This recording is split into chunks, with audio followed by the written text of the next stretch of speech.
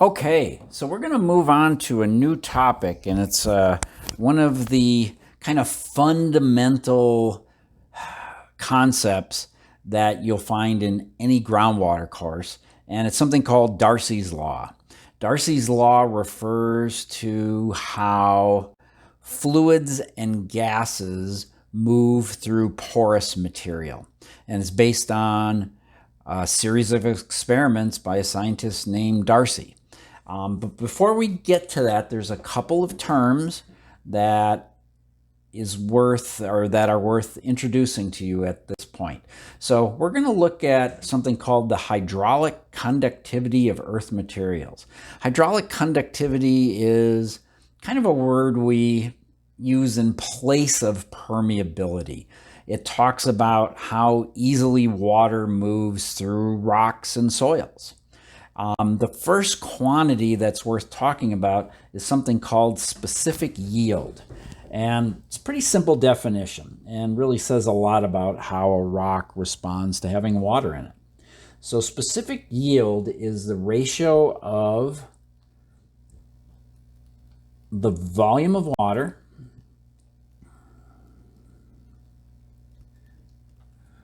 that drains from a rock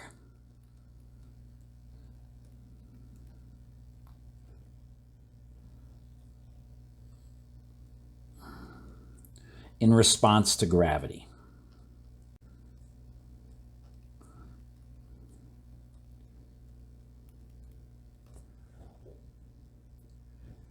And that's to the total volume of water that's in the rock. And this is going to require a little explanation, I'm guessing.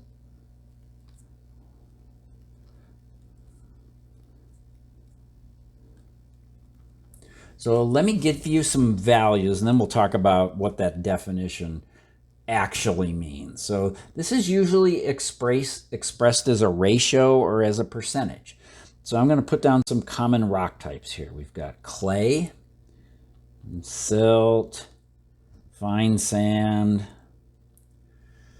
medium sand,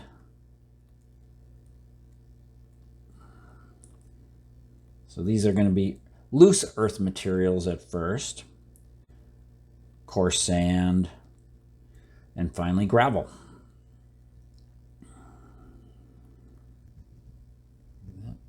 Let's see, let's do that better. Now the specific yield expressed as a percent for these rocks would be 2% in the case of clay, 8%, 18%, case of silt, 21% for fine sand, 26% medium sand, 27% coarse sand, and 27% for gravel. So if you look at the definition of this, it's the ratio of the volume of water that drains from a rock in response to gravity to the total volume of water in the rock. So let's say that you had a liter of water that was stored in your material, okay? And you totally saturated your material. You totally saturated the clay or the silt or the sand or the gravel, okay? Just let it sit in water so that every little pore space is filled with water. All right, and this could take an awful long time to do, but let's say it's been sitting in the earth a long time. And then you suddenly take that out, set it on the ground, and you let gravity try to draw the water out. How much water is actually going to come out? It's the ratio of the water that comes out to the total amount of water that was in there that gives you your specific yield. So you can think of this as how much of the water that's in a rock will the rock yield under gravity. So if you have clay, and let's say clay has a liter of water in it, and you let gravity try to draw the water out, only 2% of the water can actually come out of the clay. And that's because those pores, as we talked about earlier, are super small. are not connected very well. So it actually doesn't yield much water at all.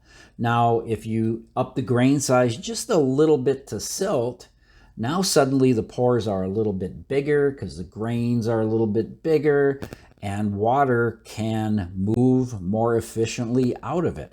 And you'll get about 1/5 of the water, 18%. Go up to sand and you get a little more. Go up to medium sand, you get a little more. Get up to gravel and coarse sand, and you get between 1/4 and 1/3 that will actually come out. Some of it will still be stuck to the edges of the sand grains or rock grains, and some of the pores don't connect well enough or are big enough to easily yield that water. Fact is, most of the water is going to remain in the rock. It's not going to come out under the influence of gravity. But depending on which of these materials you have, you can get a substantially different yield from each of your earth materials. So again, clay, only 2% of the water that's held in clay can actually come out under the influence of the force of gravity. Those pores are so small and so many of them are not connected that the water's just essentially stuck in there. But even some pretty porous materials like coarse sand and gravel, you still don't get most of the water. Most of the water stays behind. So extracting water from the ground is actually a pretty inefficient process. So let's go on to a related quantity, something we call specific retention. It's really the opposite of specific yield. It's the ratio of the volume of water retained in the rock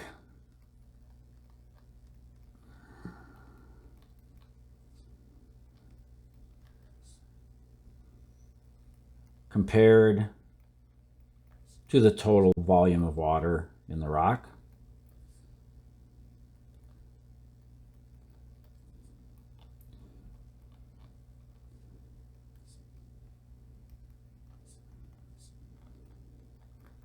That experiences this gravity drainage.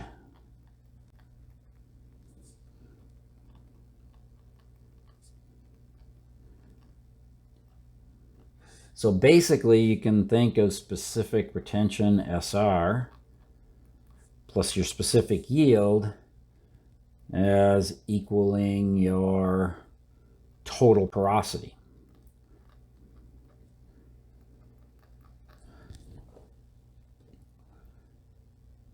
Which we sometimes refer to as N. So total porosity means if you have a totally saturated rock, that's the same thing as the total volume of H2O that a rock can store. And if you allow gravity to work on it, part of that's going to come out. Let's say 2% comes out.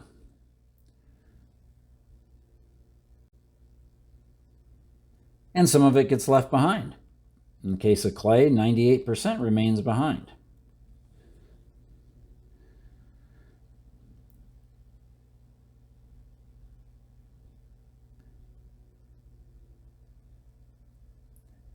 So that would equal 100% of your porosity. Now your rock may only have 20% porosity or 30% porosity, but this is talking about how much of that total porosity or total volume of water either stays behind during gravity drainage or drains out of your rock during gravity drainage, okay? So these two totals should equal 100%. And that volume of water that represents 100%, that's going to equal what your porosity is in that volume of rock, okay? We will come back and try to use some of this in a little while. So let's move on and talk about Darcy's law. Maybe the most important fundamental concept in all of groundwater. And this describes fluid flow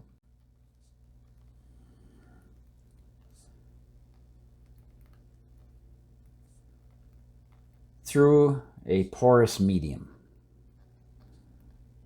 We use it for groundwater. We use it for flow of gases through volcanic systems. There's lots of applications for groundwater. It's one of the fundamental processes in petroleum geology work. So these laws are very applicable. So they can be used, as I said earlier, for groundwater, for petroleum work, fluids moving through petroleum, fluids moving through porous medium, and even volcanics, where you're talking about gases and fluids moving through expanding magmas even. Okay, and these are based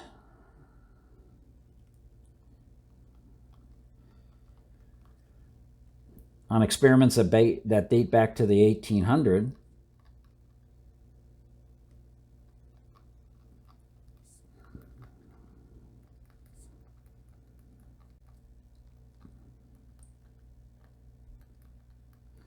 So these experiments have been around a while by the French engineer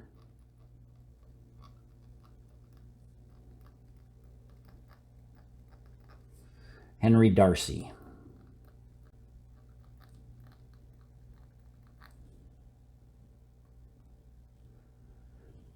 And let's sort of set up the apparatus here.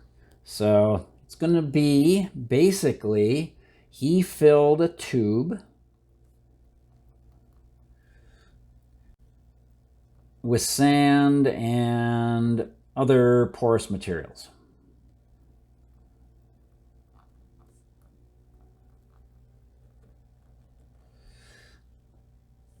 So let me draw this out. So we've got this tube.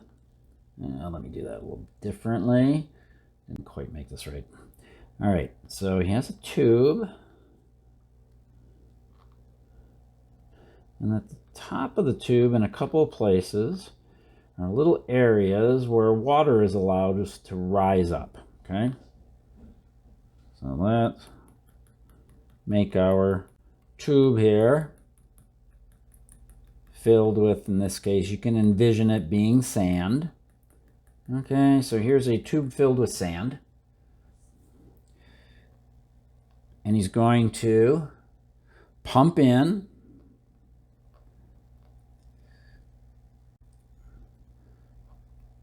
some sort of fluid under constant pressure.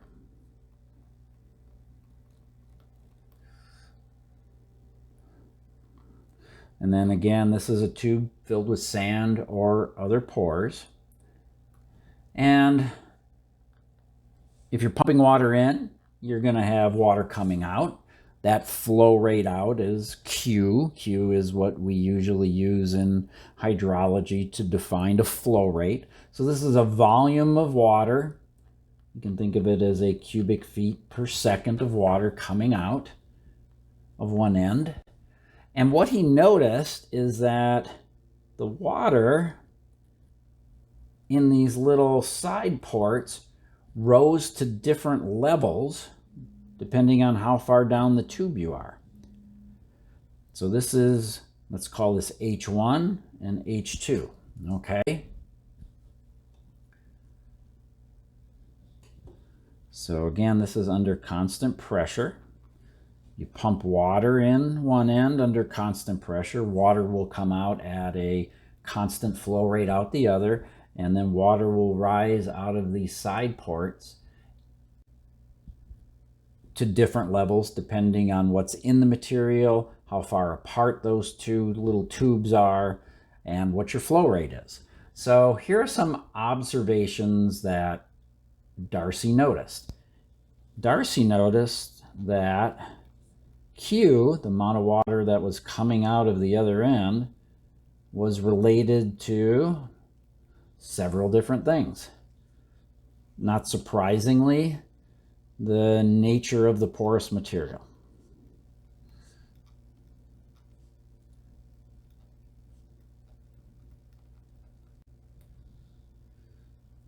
he found that more water, probably not surprisingly, came out if he filled the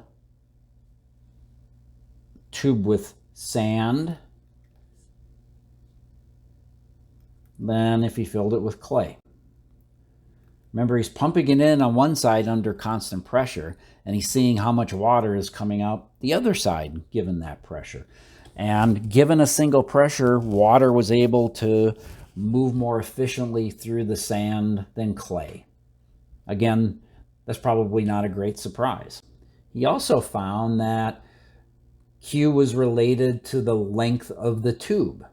And in fact, the longer the tube, the lower the flow out of it.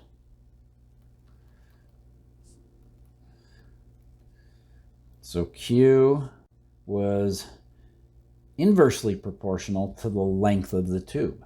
In other words, if he's pumping it in under constant pressure, more water would come through a short tube than a long tube. So all of that sand that was packed into that long tube greatly retarded the flow that came out the other side. He also found that Q was related to the cross-sectional area of the tube. We'll call that quantity A. Not surprisingly, again, you had more flow, greater Q, through a wide tube. Pump it in under constant pressure and the wide tube would yield more water out the other side.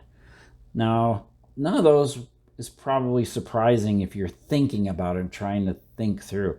But this one might not be as apparent to you. He found that the head differential,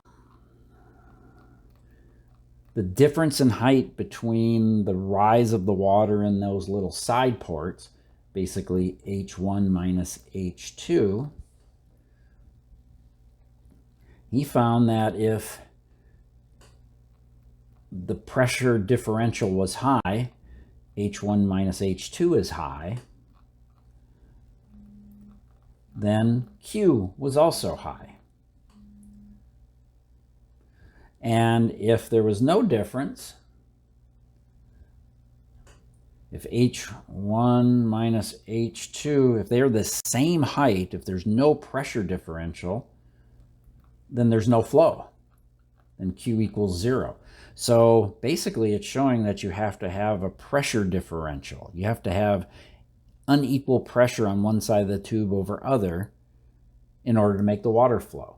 And that shouldn't be too terribly surprising. You have to have pressure basically pushing the water in one direction. In this case, there's no difference in pressure, so there's no impetus for the water to flow one way or the other. So what he did was he combined all of these observations into something called Darcy's law, which looks like this, where Q equals negative K A H1 minus H2 over L. And this is something that I want you to remember because we're going to use this a fair bit. So let's define our term. So Q is the flow rate of the material.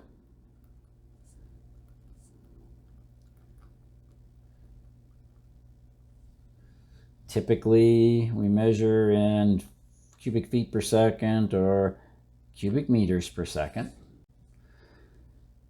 K is a property of your rock or soil that's called the hydraulic conductivity. Remember we talked about hydraulic conductivity a few minutes ago? It's kind of a measure of permeability or how easily stuff can travel through your material. It's different for sand versus clay versus gravel. Might not be apparent to you why it has this unit. but we measure this as a unit of velocity.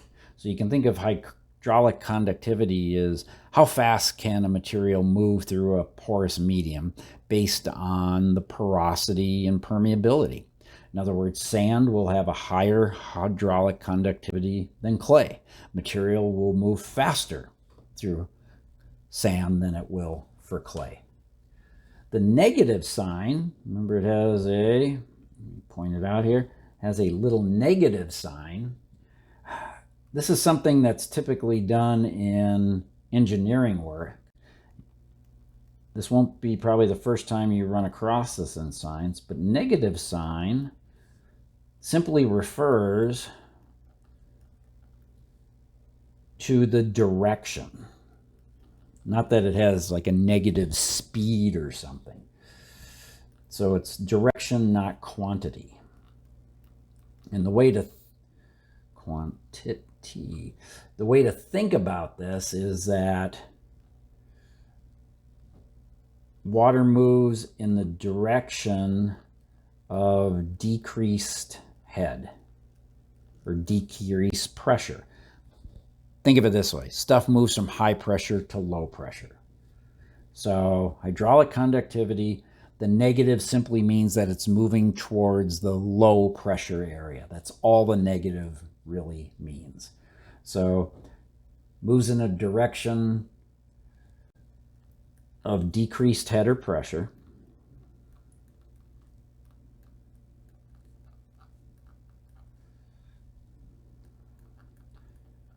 So it appears to have a negative value.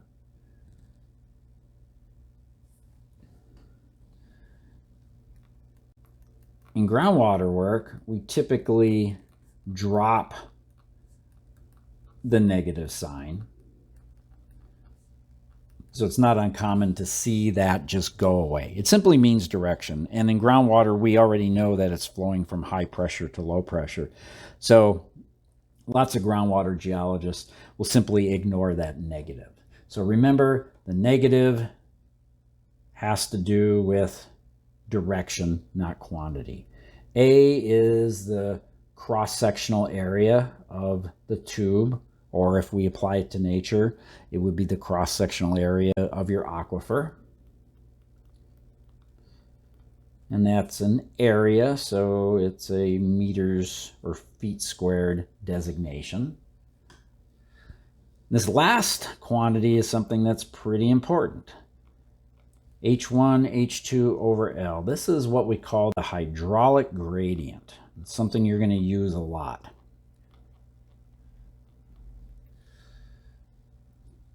You can think of it as the slope of the water table for an unconfined aquifer,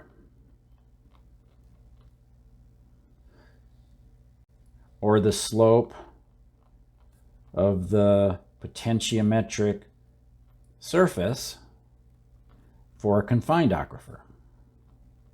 How much does the head drop over a distance? What is the unit for hydraulic gradient? Well, H1 and H2, that is a distance above a baseline, so we measure that in feet or meters. L is the distance between those two measurements, which we also measure in feet or meters. So feet over feet or meters over meters, they cancel out, and the unit is dimensionless.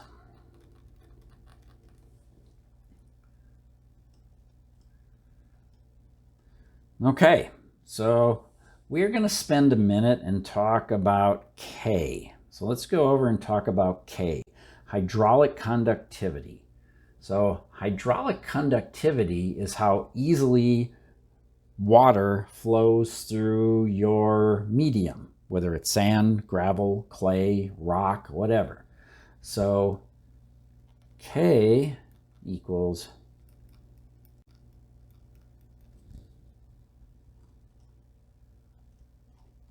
hydraulic conductivity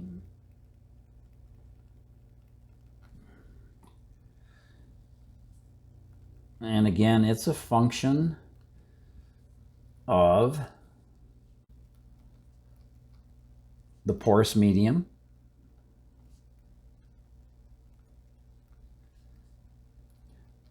Sand has a different value than clay.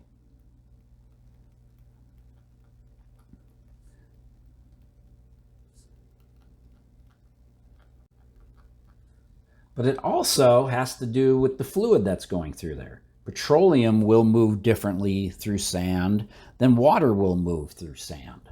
So it's a combination of things that affect how water will flow through it. The medium itself and what fluid you're dealing with. Now, in groundwater, we're typically just talking about fresh water. So we don't usually take too much time to think about the fluid. But if you get into petroleum geology and how natural gas or different types of oil or petroleum products flows through water, then that will greatly affect the hydraulic conductivity. So K, even breaking it down more, depends on the grain size.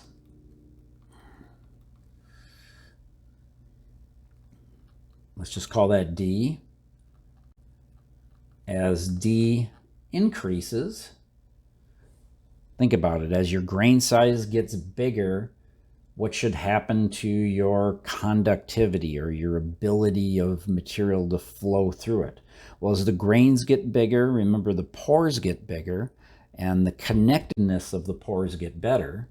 So as D increases, K is also going to increase. We talked about sorting. Remember, sorting is the consistency of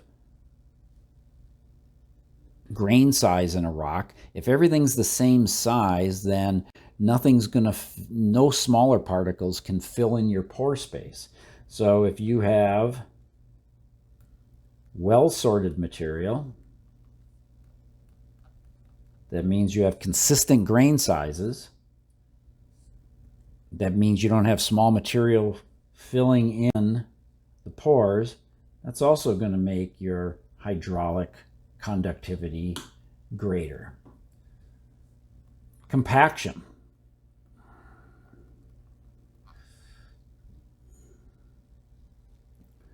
Not surprisingly, compaction makes your K drop or decreases your K because your pores get squished, because your porosity drops. Maybe not so apparent, if we change the fluid, the viscosity of your fluid is going to greatly affect K. Remember, as your viscosity goes up, that means it's more viscous, it's more resistant to flow, makes it harder to flow. So if your viscosity goes up, you're going to have less flow of material through your medium. And maybe the most difficult to understand is density of your fluid.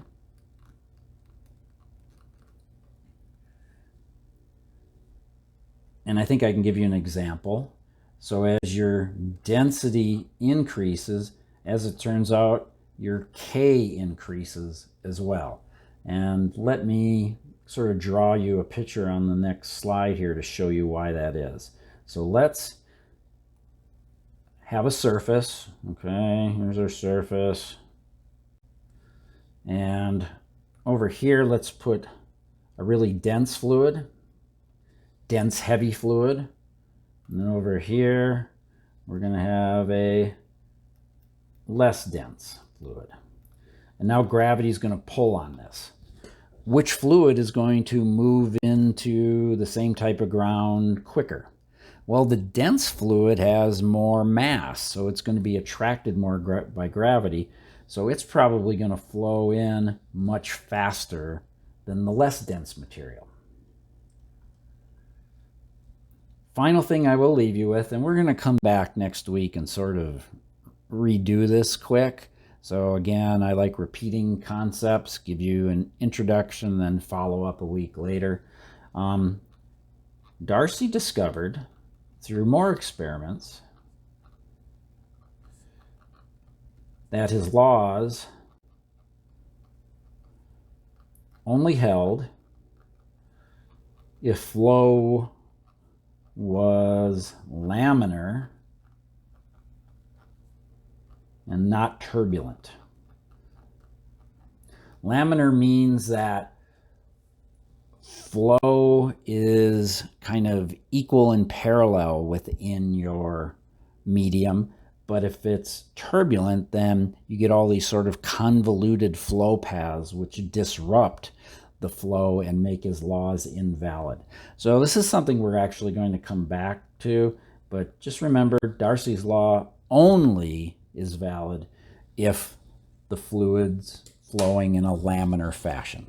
So let's end with this. I think that's enough for today. We'll come back to this next week and review it a little bit. So this will be the last thing we will talk about this week.